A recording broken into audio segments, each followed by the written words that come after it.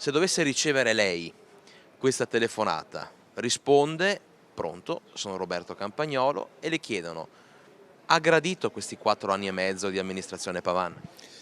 Beh, se rispondo sono Roberto Campagnolo, se qualcuno mi conosce potrebbero mettere giù subito il telefono sapendo già quali sono le risposte. È un giudizio fortemente negativo, nel senso un'amministrazione imballata su se stessa che non è riuscita a portare a termine praticamente niente di quello che aveva promesso e nulla delle opere sulle quali si era in qualche modo impegnata in campagna elettorale. E sul personale gradimento nei confronti di Elena Pavan come risponderebbe? Fare il sindaco di Bassano non è una cosa semplice, è una cosa molto complessa e non è stata all'altezza, ma credo che l'errore di fondo sia di chi ha pensato a suo tempo che lei potesse avere le caratteristiche, le conoscenze, le capacità in termini di esperienza, non personali, per poter fare il sindaco di Bassano. Quindi ci sono delle responsabilità politiche che vanno oltre Elena Pavan.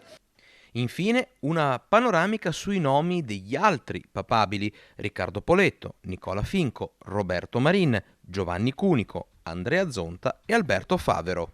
Chi entra papa esce cardinale, come si diceva una volta. 3 sono persone che potrebbero avere le caratteristiche per nel 2024 aspirare a fare il sindaco di Bassano, 3 assolutamente no per i motivi che ho detto prima. Ci sono delle responsabilità politiche che non possono essere scaricate soltanto su Elena Pavan.